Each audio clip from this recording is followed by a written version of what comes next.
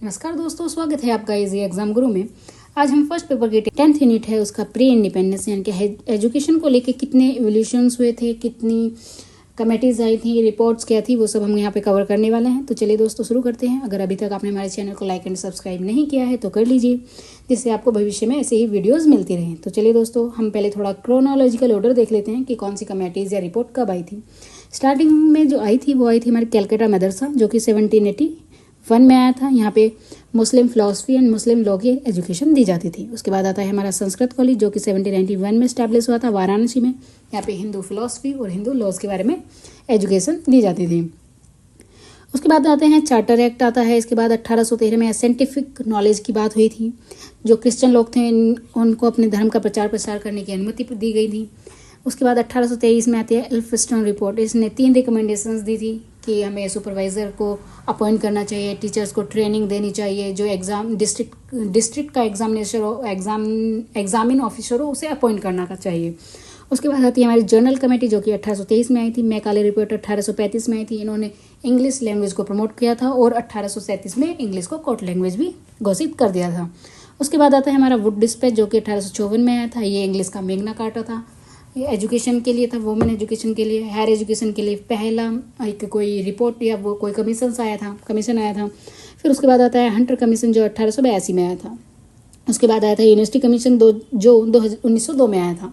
National of council education 1905 में। ये पहली ऐसी थी जिसमें कि हमारे इंडियंस ने भी पार्टिसिपेट किया था। उन्होंने अपने थॉट्स दिए थे, अपने व्यूज़ बताए थे कि एजुकेशन को कैसे करना चाहिए, संस्कृति को नहीं छोड़ना चाहिए। जैसे इस टाइम पे जो हमारे रविंद्रनाथ टैगोर थे, उन्होंने शांति निकेतन को इस्टेब्लिश किया था। सतीश मुखर्जी ने डाउन सोसाइटी को इस्टेब्लिश किया था, वो भी इसी के टाइम में किया था। यहाँ पे जादवपुर यूनिवर्सिटी इस्टेब्लिश की गई थी। उसके बाद हमारा सेंट्रल कमीशन आया था 1917 में। इसमें 10+2+3 का पैटर्न दिया गया है। कैब को इस्टेब्लिश करने के, इनके एजुकेशन के लिए कोई ऐसी बॉडी हो जो सिर्फ एजुकेशन पे ही काम करे। उसके बाद आता है हमारा हर्डॉग कमीशन, जो 1829 में आया था। इसने हर चीज़ को अलग अलग करने की बात की, यानी कि जो प्राइमरी एजुकेशन है और सेकेंडरी एजुकेशन है उन सबको क्या क्या सेपरेट कर दिया। फिर आता है हमारा सप्रू कमेटी आई थी, जो कि 1934 में आई थी। यहाँ पे अनएम्प्लॉयमेंट क्यों है यूपी में इतना, उसे जानने के लिए इस कमेटी का गठन किया गया था। उसके बाद आते हैं अप टू वुड रिपोर्ट, जो कि 1937 में आई थी। हमें यहाँ पे ध्यान देने वाली बात है कि 1937 में 2 चीज़ें आई थी। एक तो गांधी यानी कि वर्धा कमेटी आई थी, जिसको बेसिक शिक्षा, नई तालीम, बुनियादी शिक्षा ये सब बोला जाता है। अप टू वुड रिपोर्ट आई थी, जो कि 1937 में आई थी। हमें ये दोनों चीज़ें याद रखनी है। उसके बाद आती है हमारी सर्जेंट रिपोर्ट, जो कि 1944 में आई थी। ये सारी जो थी हमारी थी प्री इंडिपेंडेंस। अब हम इन्हें डिटेल्स में देखेंगे। तो स्टार्टिंग है हमारी, the British also wanted to understand the local custom and law well. जो वॉन हेस्टिंग थे, उन्होंने इस्टेब्लिश किया था कैलकाटा मदरसा को 1781 में टीचिंग के लिए, मुस्लिम लॉ और मुस्लिम फिलासफी के लिए। उसके बाद 1791 में संस्कृत कॉलेज को स्टैब्लिश किया गया, स्टार्ट किया गया यानी वाराणसी में। किसके द्वारा? जॉनथन डेकन ने इसको किया था। यहाँ पे जो स्टडी होती थी वो हिंदू फिलासफी और लॉ सिस्टम की ही होती थी। तो हमें ये दोनों चीज़ें याद रखनी है कि ये कब आए थे, कहाँ पे थे और किसने इस्टेब्लिश किया था, और एजुकेशन किस तरीके की यहाँ पे दी जाती थी। उसके बाद आता है हमारा चार्टर एक्ट, जो कि 1813 में आया था। ऑब्जेक्टिव सेपरेट साइंटिफिक नॉलेज, यहाँ के पे बात की गई थी साइंटिफिक नॉलेज की। 1817 में इसी एक्ट में 1817 में इस्टेब्लिश हुआ था हिंदू कॉलेज कैलकाटा में। उसके बाद इसी कॉलेज को बदल के इसका नाम चेंज किया गया। 1855 में प्रेसिडेंसी कॉलेज कर दिया गया। 2010 में प्रेसिडेंसी यूनिवर्सिटीज़ को डिक्लेयर कर दिया गया। Less than 1 lakh rupees promote Christianity, यानी कि जो क्रिश्चियन लोग थे उनको अपना धर्म का प्रचार प्रसार करने के लिए 1 लाख के आसपास जो पैसे दिए जाते थे कि वो अपना धर्म का प्रचार कर रहे। इंग्लिश की बुक यहाँ पे फ्री में अवेलेबल होती थी, ऐसी ही बांटी जाती थी ताकि लोग बाग उन्हें पढ़ें, यहाँ के लोग इंग्लिश भी सीखें। उसके बाद आती है हमारी एल्फिंस्टन रिपोर्ट, जो कि 1823 में आई थी। इसके 10 साल बाद इसने 3 चीज़ें रिकमेंड की थी। एक तो appointment of district examiner officer, उसके बाद school supervisor, training to teacher, ये 3 चीज़ें इसने रिकमेंड की थी। 1834 में एल्फिंस्टन इंस्टीट्यूट सेटअप हुआ था बॉम्बे में। 1835 में कैलकाटा मेडिकल कॉलेज इस्टेब्लिश हुआ और 1835 में ही मद्रास मेडिकल कॉलेज भी इस्टेब्लिश हुआ था। 1835 में जो एल्फिंस्टन इंस्टीट्यूट था उसको एल्फिंस्टन कॉलेज बना दिया, जो कि ओल्डेस्ट कॉलेज रहा बॉम्बे का। फिर उसके बाद आती है जर्नल कमेटी, जो कि 1823 में आई थी। Education dominated by western education, यहाँ पे 2 चीज़ें आई थी, ओरिएंटल और एंगस्ट। ओरिएंटल मतलब हमारी जो संस्कृति है उसी को रिलेटेड वेदों से, पुराणों से ऐसे ही हम बच्चों को एजुकेट करें, और यहाँ पे हम इंग्लिश में बच्चों को एजुकेशन प्रोवाइड दें, यानी कि साइंटिफिक यहाँ पे एजुकेशन की बात की गई थी। यहाँ पे संस्कृति से रिलेटेड एजुकेशन की बात हुई थी। उसके बाद आती है Macaulay report. The major recommendation, इसकी जो मेजर रिकमेंडेशन थे मैकाले रिपोर्ट के वो ये थे कि English should be the medium of instruction all the level of education in India, यानी कि जो हमारा मीडियम हो इंग्लिश होना चाहिए वो कहाँ और सारे लेवल पे, यानी कि सेकेंडरी पे, हायर एजुकेशन पे, प्राइमरी पे, इन सब पे क्या होना चाहिए, एजुकेशन सिस्टम का जो मीडियम होगा वो इंग्लिश होना चाहिए। यानी कि बेसिकली देखा जाए तो ये इंग्लिश को प्रमोट करने के लिए ही आई थी। यहाँ का जो एजुकेशन सिस्टम है उन्होंने अनहोली बताया, यानी कि अनसाइंटिफिक बताया। यहाँ पे फिर फिल्ट्रेशन थ्योरी आई कि ऊपर के लोगों को इंग्लिश सिखाओ, वो नीचे वालों को खुद सिखा देंगे और ऐसे हमारी एक टीम तैयार हो जाएगी, हम यहाँ के लोगों को रोजगार देंगे। हमारे अपने पर्पज़ के लिए उन्होंने फिल्ट्रेशन थ्योरी को लाया गया था। इंग्लिश को कोर्ट लैंग्वेज बना दिया गया 1837 में। उसके बाद 1849 में बेथन स्कूल को इस्टेब्लिश किया गया जेडी बेथिन द्वारा।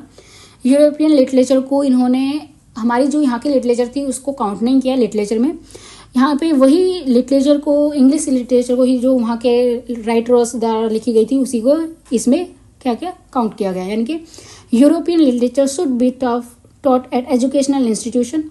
All regional or indigenous institutes should be converted into modern English education institute.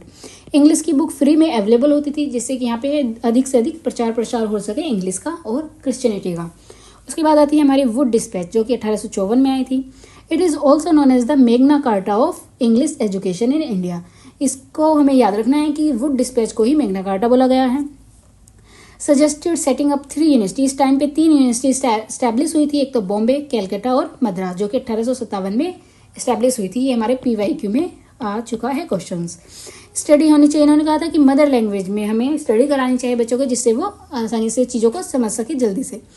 उसके बाद ये है पहली वो थी जो जहाँ पे वुमेन एजुकेशन की बात हुई थी, तो हमें इसमें ये 4-5 चीज़ें हैं वो याद रखनी है।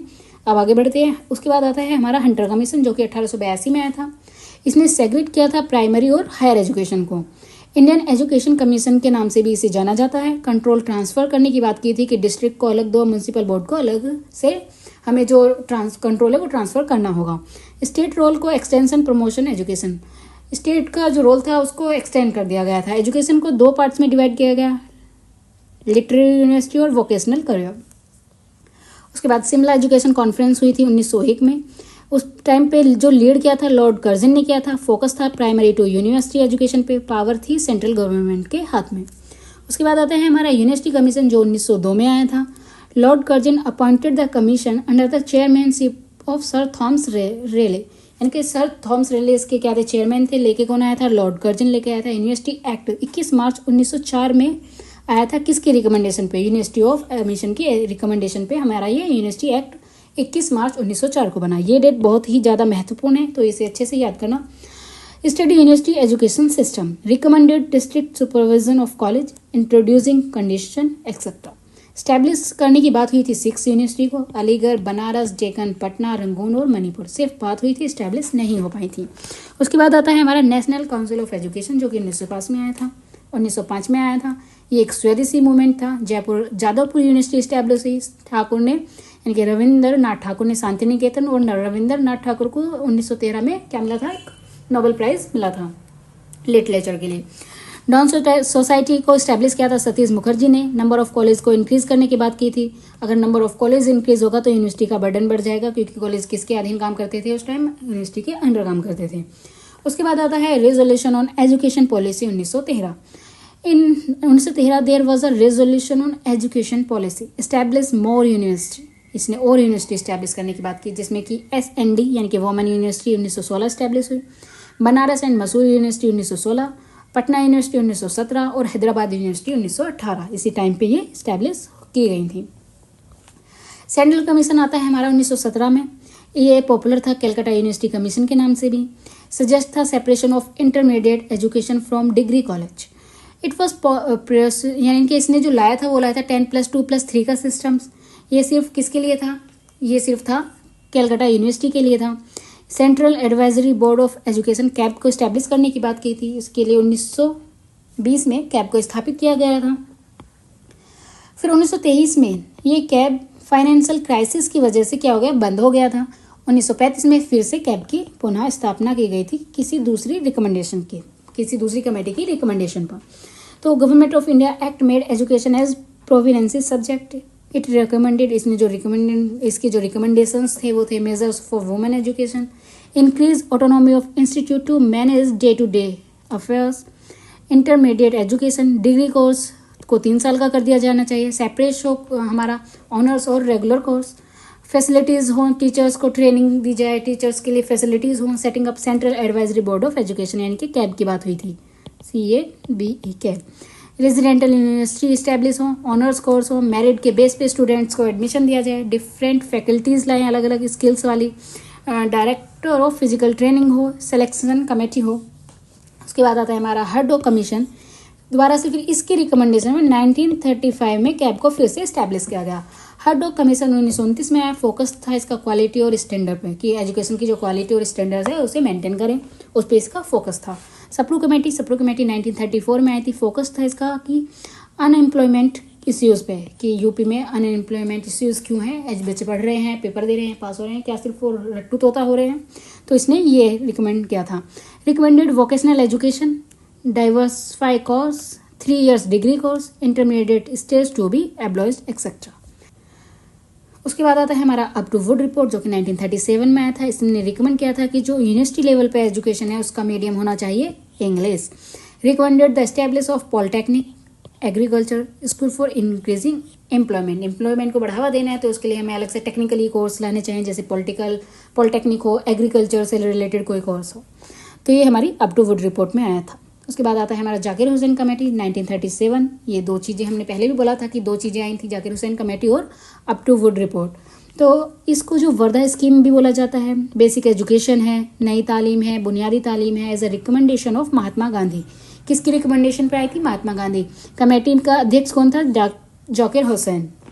रिकमेंड किया था free and compulsory education 7 years for boy and girls age age of 7 to 14 years, यानी कि 7 साल तक बच्चों को क्या दे? फ्री एजुकेशन दे, जिनकी एज हो 7 से 14 के बीच में। इन्होंने कहा इंस्ट्रक्शन दो मदर लैंग्वेज, यानी कि रीजनल लैंग्वेज हो या फिर हिंदी लैंग्वेज में, उन्हें बच्चों को क्या दो? इंस्ट्रक्ट करो। Craft centre teaching to increase employment, taking care of remuneration of teachers, flexible curriculum हो, फ्री इन्वायरमेंट हो टीचर्स और स्टूडेंट्स दोनों के लिए, डायनेमिक होलिस्टिक डेवलपमेंट की बात हुई थी, फुलफिल होनी चाहिए basic need at a level of biological, social और साइकोलॉजिकल लेवल पे। तो हमें इसमें यही चीज़ें याद रखनी है कि फ्री एजुकेशन 7 साल तक देनी थी, एज थी बच्चों की होनी चाहिए 7 से 14 होनी चाहिए।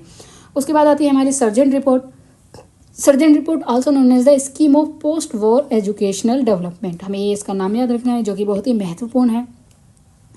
In India recommended the setting up of the University Grant Commission. रिकमेंड किया था टीचर्स की ट्रेनिंग, स्कॉलरशिप हो in instruction in the mother language, instruct किया जाए मदर टंग में, एकेडमिक स्कूल हो, टेक्निकल स्कूल हो। The establish of a body like university grant committee of England, यानी कि इंग्लैंड में जो कमेटी है उसी के तरह हमें भी कोई एक ऐसी ही बॉडी इस्टेब्लिश करनी चाहिए जो एजुकेशन को प्रमोट करने के लिए, उसकी क्वालिटी को इंक्रीज करने के लिए, स्ट्रॉन्ग करने के लिए फोकस करें। For coordinating university degree course to be 3 years and selective enter to course, यानी कि जो हमारा डिग्री कोर्स हो वो क्या हो? 3 years का हो, सेलेक्टिव एंटर कोर्स हो, यानी कि मेरिट के बेस पे स्टूडेंट्स को एडमिशन हो। तो दोस्तों आज की वीडियो में इतना ही, मिलते हैं नेक्स्ट वीडियो में। अपने पोस्ट इंडिपेंडेंस वाली जो कमेटीज़ हैं उन्हें कंप्लीट करेंगे। तब तक के लिए take care and bye bye.